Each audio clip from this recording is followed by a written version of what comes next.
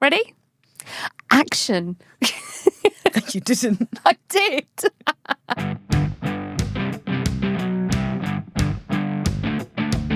Welcome to the podcast that takes a light-hearted look at money. We dive into the wild world of spending and saving, the ups and downs of budgeting, money mishaps, and tips that actually work to help you keep your finances in check. Whether you want to spend it wisely or widely, we look at how to get the right formula so you're never spending more than you need to or getting tripped up along the way. I'm Charlotte Redding, product expert, master of multi-buys, and value for money enthusiast. And I'm Vix Leyton, the other half, consumer champion, prolific spender, and next day delivery devotee. And this week on Spendology, mobile games, harmless fun or gateway to gambling, why you should think twice before starting Monopoly Go.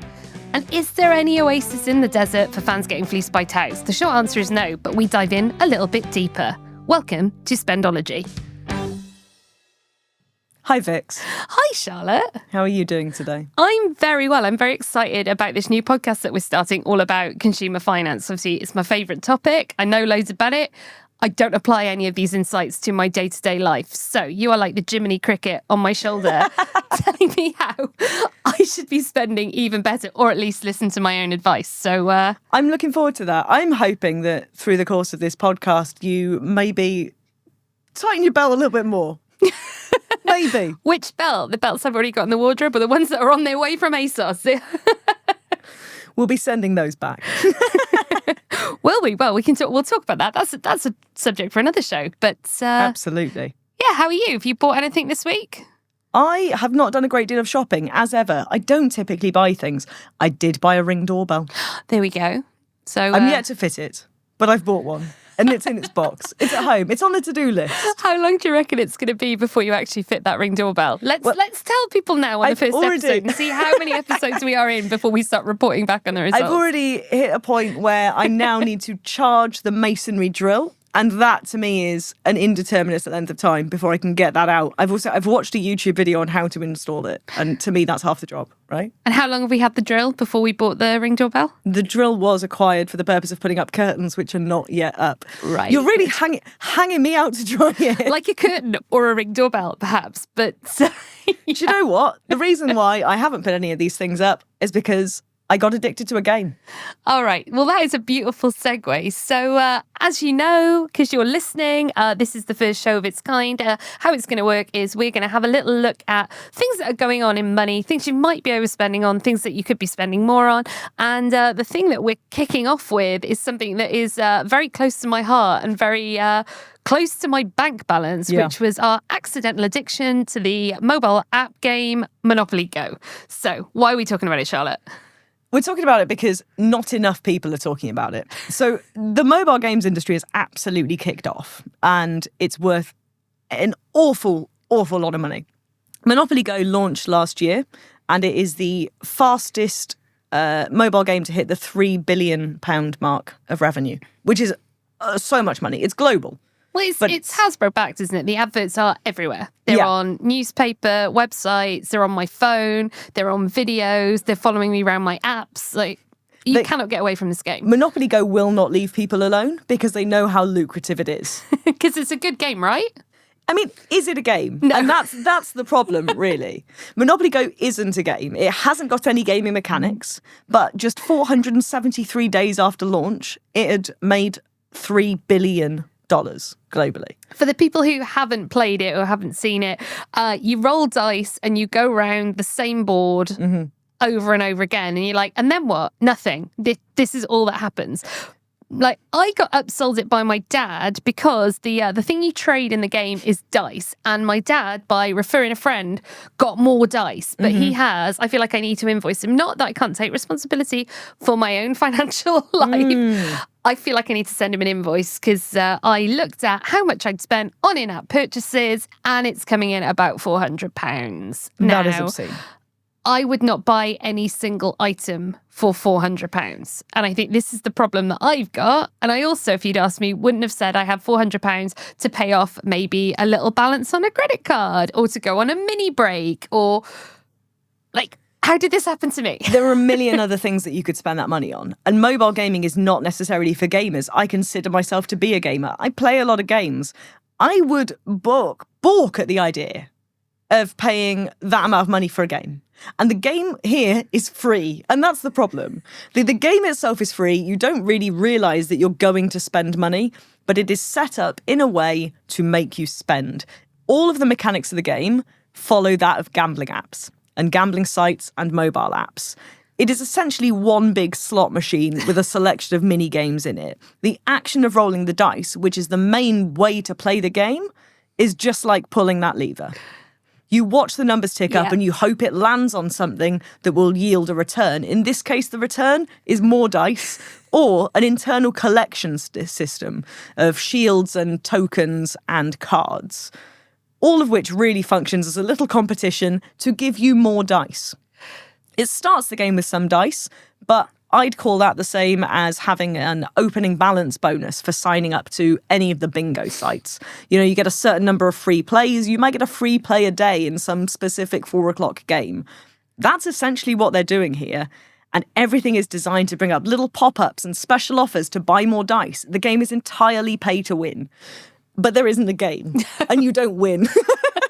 You don't win anything. That's the thing. And I think I did this weird thing where I was kind of bargaining with myself because I was like, oh no, I can't possibly spend $4.99 on 600 more dice. But then I was like, oh, but that is cheaper than a glass of wine in the pub. And I am having a good time. So, and that's not detrimental to my health. These are just dice. You know, the dice can't hurt me. The mobile game can't hurt you. It's in the family and entertainment category. Exactly. But I was genuinely bargaining with myself. And the dice took on such a monetary value in my head that when the deals were coming up, I was like, oh, I'd never be able to win that amount of dice. 3,000 dice. Oh, that's a good deal. Because if you were to buy them in the shop, it would cost £60 for that. But they're offering them here to me for $19.99. Oh, but I've got to choose now because there's a timer on it. Now, surely then, this should be regulated. So there's a few different ways I think that they have an awful lot to answer for. And there are certain commissions which haven't taken a look at this by virtue of it being an entertainment game. What separates it from something like a gambling game is, according to, you know, sort of the Gambling Commission, the Gambling Act 2005, there are certain characteristics that make up a gambling game. It's got to be a game of chance, and it has got to be for a prize. Now, the way that they define a prize here, and this is where I think either the wording needs changing because this is a really old piece of legislation. Of course it is. These things didn't exist at this time. It's why streaming is such a problem for things like copyright, because you couldn't write into a contract, you can't use my music on a streaming site. Yeah. Because you couldn't possibly have anticipated that a streaming site even would exist. You could not comprehend it in your head when you were looking at 10 MP3s on a massive player. So not at all. So the way that the Gambling Commission defines a prize is money or money's worth. Now, my argument is that because the internal shop of the game, which, by the way, is an unregulated shop in terms of the way it markets to you with flashing timers and countdown things and all this stuff, it's a shop. Because didn't Woucher get in trouble for that? They did. Earlier this year, they got in trouble for putting a countdown timer on a special offer because the implication was that they were telling people you have to buy this now because it won't become available again. And it was going to become available again. Surprise, surprise.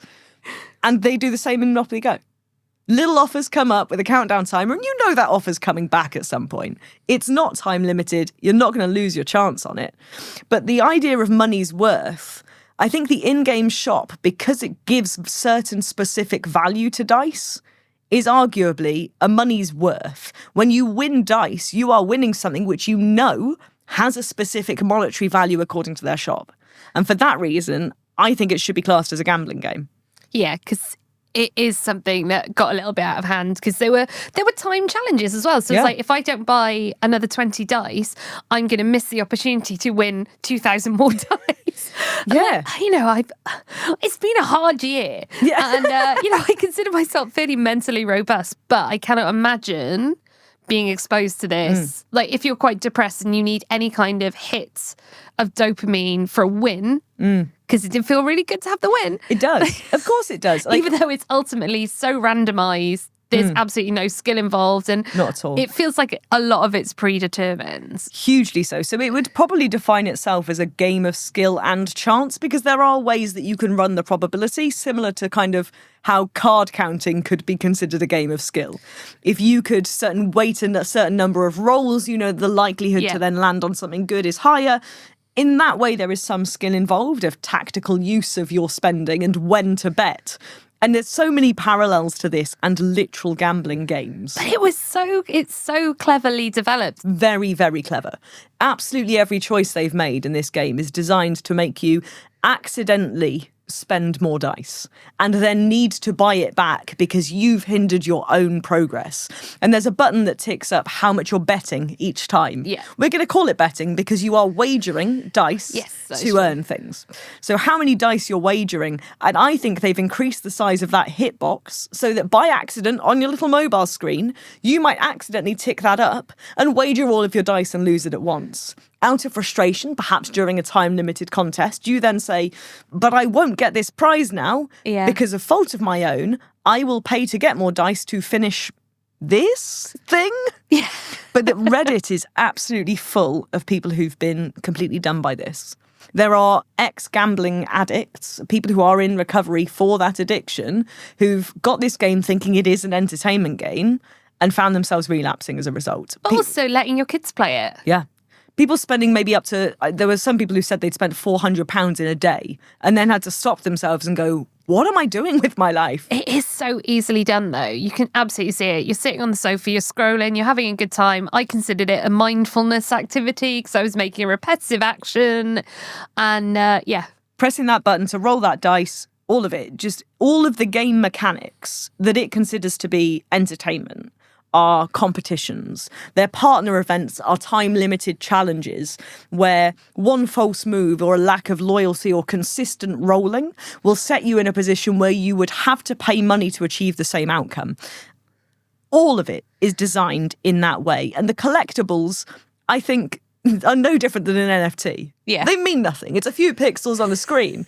But there's something nice about saying, oh, okay, well, I've got a trophy cabinet full of things. And I'm this many points away from earning that shiny new shield. And you can't buy them and they're time limited. But you have ultimately, to wager the internal currency to earn them. But if they did just delete the game, you'd lose all that anyway. So, but this isn't unique to Monopoly Go. It's just Monopoly Go, I think, is the most brazen one that I've seen. It's the most prolific. And I think when you look at what other apps have done, microtransactions inside mobile gaming is not new. I suppose you look at Candy Crush over the last decade. When Candy Crush started, yes, it was a bit of fun and all these things, and they had transactions to buy more lives, to get more boosters and all these things. But again, there was enough of a game that sat underneath it that you didn't notice it. And if you look at Candy Crush now, they went through the phase of it being heavy on transactions and they've very much come out the other side. If you run out of lives, you can send them to friends, you can request them, you can hold up to 25 free ones in your inbox. They will just give you an extra one anytime. They just want people to keep playing. And I think that's their focus. It is a game that they want you to keep playing. Monopoly is designed to get you to spend money. And it's ad-free as well, which is quite attractive. Yeah. Because again, a lot of the mobile games, they're underpinned by ad revenue. Yeah, hugely. But all those games now are advertising me Monopoly Go. Yeah. You quite enjoy them. I love the little tutorials. I'm going to be honest, Township upsets me every time because it is not the game I want it to be. I want to play that game. I want to thresh that corn. I want to stand. I want to sell it. I want those cars to drive up. I want to hire the staff. Those games are not the games that you think they are. Someone make the games, please. So basically, we've started a podcast entirely to stop more people from signing up to Monopoly Go. This is what we feel really strongly about. If you've downloaded it and hadn't had a chance to play it, delete it now. Please delete it now because it will ruin your life. Before it gets its claws into you. And I am also thinking of starting a petition to get this reviewed. I think it should be. Because it is an unregulated wild west of entertainment category on mobile and people need to know the risks. Yeah, there should be a disclaimer or a cap or something that you can put on it to stop people spending. The fun did stop, and thankfully I was able to stop. Yeah. I spent £50 in a single transaction on, objectively, nothing. That cannot be understated. I spent £50 on things that are not real, and things that are not real that provided me all of 5 minutes of entertainment. £50. Oh, I'm laughing, but it's not funny.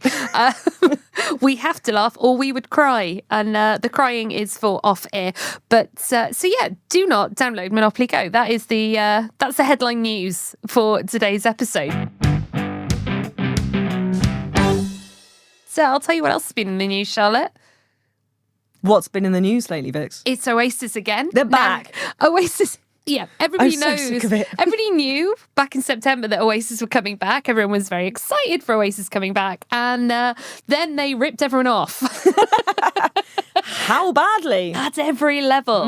Dynamic pricing was obviously discussed. Now, if you don't know what dynamic pricing is, it's if the expected amount of people, which is loads of people, bearing in mind how excited everyone was by this, hit the website at once, they put the prices up because it was deemed completely unexpected demands. Now let us think about the notion of unexpected demand. Now this is a band that sold out Nebworth that like 1 in 6 people in the UK tried to get tickets for when they last played together.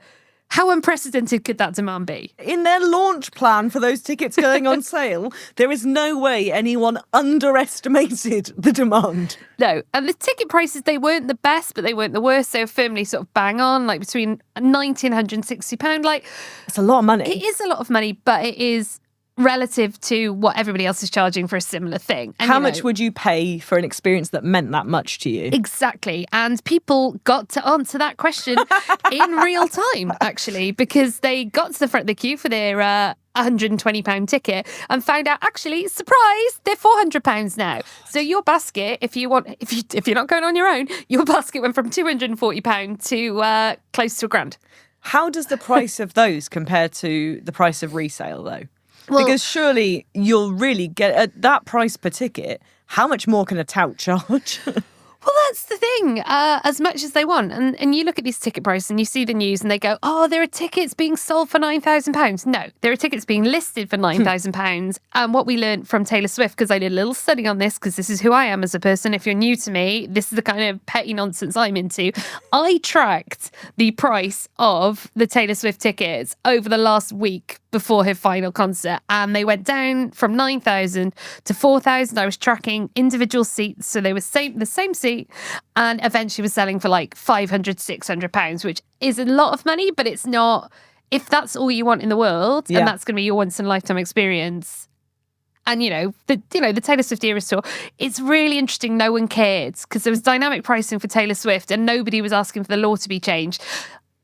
And that's because it didn't affect men. That's probably got true. Discussed in the Houses of Parliament. Now, they are not the first bands to seek out and use dynamic pricing. I will say, though, a Taylor Swift concert, simply by length of time that you are paying for, very good value for money compared to others. I mean, 3.5 hours of constant Taylor Swift? Yeah, plus 2 support bands. And plus they were not mediocre. I mean, Benson Boone, I could take him or leave him. But, he came running down the centre of the stage and I said, that's a man that's about to tumble. And he did. And you know what? You were right. Yeah. He did. He looked like he wanted to be a gymnast and just settled on music. He's got that all-American, all-rounder talent. Paramore, well worth it. Paramore and Taylor Swift and Benson Boone and that many hours of music, arguably very good value. I mean, Oasis is going to be an all-dayer as well, isn't it? It's Oasis, it's Richard Ashcroft. So if you like that kind of music, he was the lead singer at the Verve. Right. And he is great. And he uses a lot of orchestral music in his tracks. So I think you do like him. You know Bittersweet Symphony. I do. Of course I do. Exactly. I just don't know who people are. I know you don't. It's really hard work sometimes talking to you. I'm reeling off names that everybody knows, and you're looking at me like, this someone you met in the street? My lack of information on popular culture is astounding. It really is. But what can we do about the touts?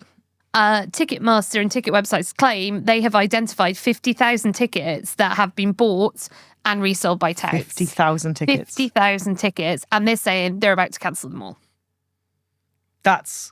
But what does that mean? They've called it. And do you know what? Loads of people were telling them when everyone was going around going, oh, it won't be done, nothing will be done. People were saying, look, you can literally go on StubHub or one of the other ticket sites. You can see, because they have to advertise the seats, you can see tickets that are up for resale. And even if you don't sell them, I think if you have the intent to resell them, they've got every right in the terms and conditions to cancel your tickets. Now, what that means is for the people that have already bought them, it's not their fault. They are desperate. They paid over the odds for these tickets. They're the person holding the baby at the end. They've got no money and no tickets. No. If they've bought it from a resale, they will not know their tickets are cancelled. There are potentially 50,000 people who will turn up on the day and not know that their own seat got resold. because that's the next thing. They are now reselling them. So not only do these poor people end up with no ticket, Oasis and the venues, Sell they the go same again. ticket twice. They're selling an imaginary stadium of 50,000 additional tickets. If you wanted to be particularly chaotic, I think you could log on and create a bunch of listings for random seats in a stadium, and that ticket would get automatically cancelled. I don't think we should give people this idea. No, that's a very. Did your friends leave you out of the ticket buying process? List their seats on a resale site. Be the chaotic evil you want to see in the world. The mind of you. That's but pure and my adulterated point evil. is, if there's no way to track these things to say whether someone actually bought that seat and resold it, and the person who's actually bought that seat, how will they? I don't know, because the chain of communication relies on the original ticket buyer, the tout, being honest enough, I guess, to get in touch with the person they sold it to, and they're like, "Oh, sorry, we got caught out. We got stung. I lost some money. You lost some money. Bygones." Like, guess we're chill then. we'll call it even. We both did something that was not in the terms and conditions. We both took the risk. Fuckety bye. Like, I don't know. Do you know what I did see, which is absolutely hilarious? You would think, Vix, in light of all this information, that perhaps the touts would go, we're shit out of luck here. What are we going to do? We can't do this. Let's stop trying to resell the tickets. You would Let's think, all go. let's go home. Let's just, Let's all go to the concert. we can't resell the tickets. That's a bad idea. They're getting cancelled. Oh dear, what are we going to do? You would think they'd stop. No, I wouldn't though, would I? Because we've all seen the thoroughly less sophisticated Facebook scam that goes under the table. Because if they are selling them online, yes, they are very much showing their hand on what they're doing. And the interesting thing is that the resale sites have said they're not going to stop listing them. Nope. StubHub and Viagogo said, Yeah, because Ticketmaster did a deal with Tickets exclusively for the resale of the tickets, and they're probably a bit grumpy about it. Like, they have been set apart as like the bad guy, and Tickets has been shown as like the absolute hero. But they're going to make a transaction fee on all of those things that is non-refundable, even if the tickets get refunded. So they're like, Awful. They're really clear. Their terms and conditions. They're just a shop window.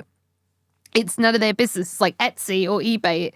It is none of their business. It is not their product. So, but tell me about the Facebook scams. How can I not get scammed? They're going to go underground, these people, because it's very easy to track and cancel tickets. But if it's just two people on Facebook going, "Oh my God, hun, I bought too many tickets for Oasis. I just want a couple of £100 extra because it's my daughter's birthday."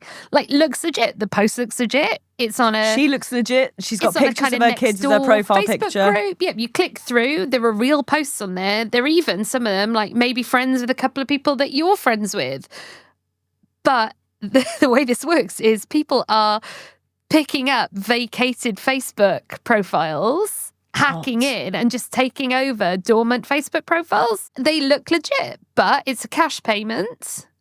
Absolutely no rights whatsoever. I mean, the one good thing, like, if you can, always pay with a credit card, because you can claw back the money. The credit card companies will refund you. So if you are taking a gamble on one of these, and I don't recommend it, I cannot not recommend it enough, right? Do not do that. But if you're adamant that you want to do that, like, go through a platform like PayPal where you can use a credit card as money, and then at least you've got something. A level of basic protection. Yeah, just an audit trail. Because if you transfer money, they're gone. That money's is gone. That profile's closed down, and those tickets there's absolutely nothing that can be done. Because that's the thing, you don't even need a ticket to do that. No, people aren't asking for any proper details, and there's no detail they could give you without disclosing the detail of the ticket. Because again, that happened to a friend of mine. She bought them through somebody that she trusted. Her friend verified that this woman had the tickets, but she believed that she did, but she didn't. So yeah. But what can we do? The thing is, wait. Like, if you are desperate for an Oasis ticket, 50,000 are about to come on sale. And they're not. It's a really good time to buy. It's a buyer's market. They're not going to dynamically price them, but also people are greedy. So what will likely happen is they're looking at the stadium composition now going, how many extra can we fit in whilst the insurance still applies? So what happened with us with Taylor Swift tickets is we were in the ballot for last minute production seats. Production seats means it's a rubbish view. The absolute nosebleeds. It's the back of your head. And And do you know what? We had a lovely time, didn't we? We paid face value. We did. I tell you what, it was. I felt That really was a bit too long. I felt, no, but I'm not. I wouldn't consider myself. I believe the term is a Swiftie. I would not consider myself to be. I'm not going to say it again because I don't feel comfortable. Please don't. It didn't feel right. I hate It didn't feel good. It didn't suit me, but I did it anyway. It was fine. It was entertainment. Paramore was well worth it. That was a proper bucket list item, and it was good value for money in that the concert was very, very, very long. I did have to just sit down for a bit, and I did need my I'm glad loops. we were seated. I'm glad we were seated. The thought of standing for that, hellish. Because your sister was there all day because she had the standing tickets, didn't she? She was mad. They were there Absolutely all mad. day. Like, And arguably, we saw more of Taylor Swift than she did because where she'd ended up standing, she could only see the back of Taylor Swift's head anyway, but from ground level.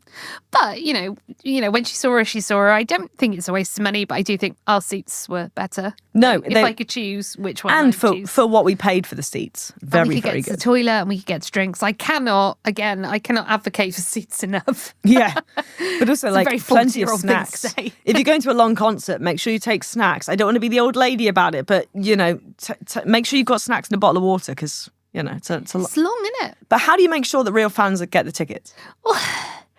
It's tough, this one, and there's no real answer to it. There was a fan cut of Right. Oasis tickets. Right. That they did pre-sales a couple of days before.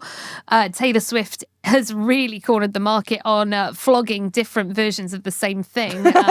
You could buy an album and be in a ballot to win last-minute tickets. But that is then for real fans, because that is the number one thing. These things come out on sale and people go, I've been listening to it. This is people. I've been listening to Oasis for this many years. That's all people. I'm a real That's fan. Oasis That is people, all. isn't That is all people. That is all Oasis fan. I'm a real fan. Name 5 of their songs. I don't think. I think I maybe could. I don't know. You absolutely could. Come on. I'd have to really think about it it. No. Come on. No. 5 Oasis No. songs. Do it now. No, I can't. I think I've got 10. As a treat, you could enter a ballot. You know, the notion of fandom is so tricky because you could be a 17-year-old that started listening to them a month ago and you could love them and enjoy them more than, like, my dad who just likes a day out. My dad's hit rate for going to concerts that I would literally stab to go to is 100%. Like, that man just finds tickets in, I don't know, down the bottom of a garden under a bush. Like, he had Taylor Swift tickets before I did. And if he hadn't helped me, I think he started entering ballots on my behalf because he realised if I didn't get to go, we'd be over. Like, that. No, I remember the rage You'd be face. estranged. I remember seeing your rage face when he announced that he had tickets at the time you did not. It's like you did not put a third in the basket. Is that what you're saying? The man looked like he was really going to have a coronary because he realised what he'd done in that moment. Yeah. But I saw something the other day. So PlayStation have done this in Japan. Right. Obviously, like when something special edition, something really nice comes Name out. 5 of their songs. PlayStation. I'm a big fan. Are you? How do you make sure that only your real fans get access to that really special edition thing? I was alive when the PlayStation 1 was out. So was I. But PlayStation in Japan. But it was just PlayStation. Just PlayStation, when there was no indication that there would be many. But they've got a special 30th anniversary edition thing going on. Right. A lot of the consoles and things do this, and they'd make a gold one or something that they'll make 500 and it'll be super special. Yeah, of course. But typically those get bought immediately by people who just want to resell it. And PlayStation, in an effort to combat this in Japan, have said that you cannot buy it unless you have 30 hours of playtime on your account. So you have to be a gamer.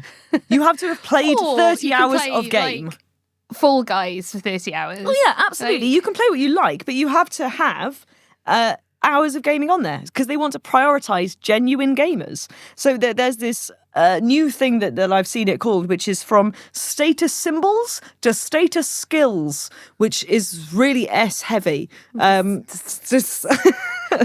that is kind of the idea that they want people to have the product, but also have the knowledge of how to enjoy the product. Oh, God, that's so pretentious. It is really pretentious, but I can't imagine the meeting where they came up with that. Like, or I sat bet it around was the boardroom. all men. I bet it was all men, but also I bet it was all marketing. You're a marketing person. I am, I bet you'd and I have hate had it. myself. You'd have had it on a little board and Oh, showed yeah. up in like There'd be it's slides. status symbols to status skills, and it would be The it would be reveal would be sexy. huge, Oh my god, yeah. huge! Huge. But yeah. But it's a really interesting way to, I think, get things into the hands of actual players, actual users. But not everybody's doing it. No. You're going to have to get touted.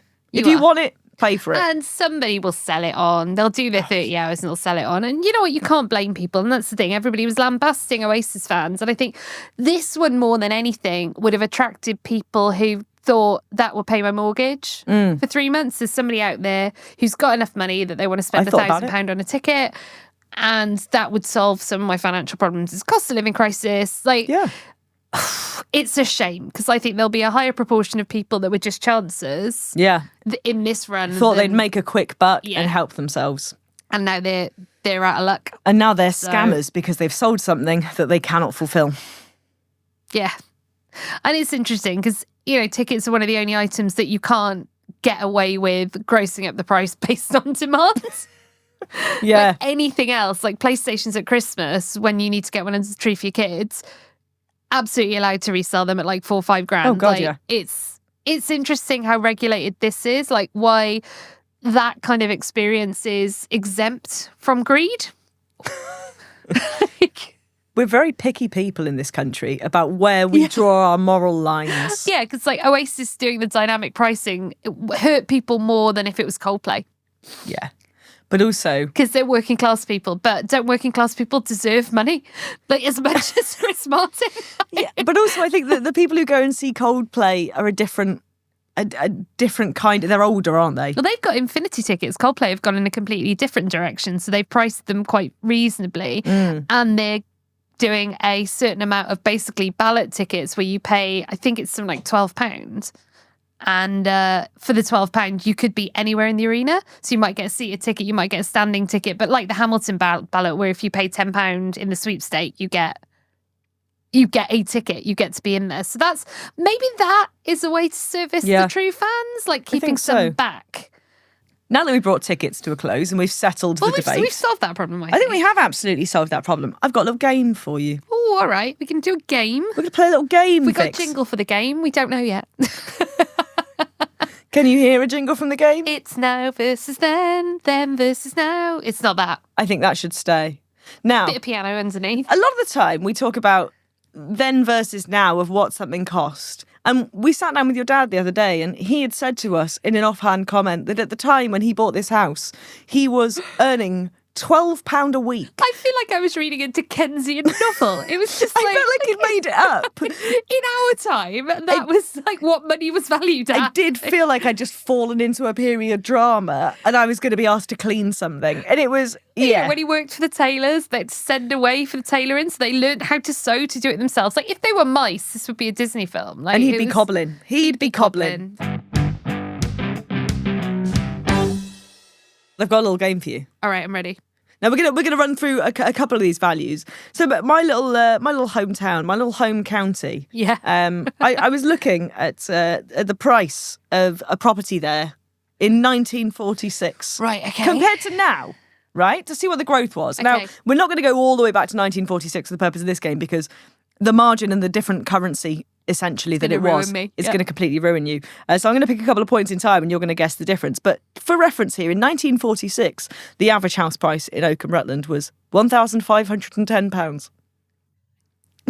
But the average wage was £5 a week. I can't cope. I can't cope with that. Get your maths silly. on. Get your maths head on. But in the 1980s... I could hear pins dropping everywhere when you said that your home county was Oakham, Rutland. Well, no, Rutland. Rutland is the home... Is I know, but yes, that is the accent you hear. Wow, that is so rude. No, because I lived in Oakham a few years ago, and then I hadn't lived there in the county for a very long time. But I was then curious about the local house prices, so I looked them up. Do you want any points here, Vix? Because you're really angling here to not win the game. I know, but what's the value of winning? What do I get? Is it dice? My respect. Oh, that was lost a long time You can ago. decide if that's worth it. Yeah, right. Anyway, Okay, we'll play anyway. So, what do you think the average house price was in Rutland in the 1980s? Specifically the year 1988. What kind of house? A house. Right, fine. A standard average house. There's no such thing. But, okay. When you look at average house prices, it's average house. I don't know anything about houses. I don't own a house. Okay, we'll call it a semi-detached 2 to 3 bedroom. £18,320. It was £49,000. Okay. Right? And Okay, so those house prices, they rose quite steeply. they rose quite steeply because now, as of the 2020s, it is £341,000 for an average house. You haven't established the terms of competition. How You how had to far guess out would that I have point. been allowed? I would have had to get it completely right. I was thinking within 10 grand. All right, so I didn't. But I'm here and I didn't get the since point. 1988, it has gone up nearly £300,000, the average house price. And 1988 is like a reasonable time where salaries were not a million miles from now. We're looking at... That's a 40-year stretch, which is not unlike the 40s, where it went from 1,000 to 40,000. So actually, it's People complain about still it. tracking. There's not loads to it. I mean, there is, but I guess the wage did that go up exponentially Well, at the same time or there's dips not? and there's peaks and troughs in the house prices. But actually, when you look at big jumps over time in terms of how wages grew compared to house prices, there were worse points in history. So it's an affordability thing. It's an affordability check. And actually, I couldn't afford... absolutely roasting boomers for like, oh, a house costs 10p. But it's like, but we're only earning 0.5 Well, pence a in the week, year 2000, it was still only 92,000. But also, you used to be able to get 100% mortgages. So, like... Times have changed. House prices, big. Yes. Back then, much smaller. So we've covered tickets, house prices, and Monopoly Go. All Monopoly, and we had a housing question. So, I tried to tie it all together. The theme. That's almost the theme. It's a big property theme. Property trading. That's what we've covered. But yes, so this was episode 1 of Spendology. Look at that. We did it. We did it. We made it to the end. Are we going to do it again? Probably. I reckon we probably should. Maybe. We'll give it another go. So let us know what you thought of this. We are on social media as at Spendology Pod everywhere. So let us know what you think. Give us a little follow so we know that someone's listening. If you like this, please rate it, recommend it. Share it. Share it. Yeah. Even if you didn't like it, share Listen it. again. Yeah. Tell your friends. Go Tell your again. enemies. You probably missed something. You have been fabulous. Thank you, listener. We'll be here next week. This has been Spendology.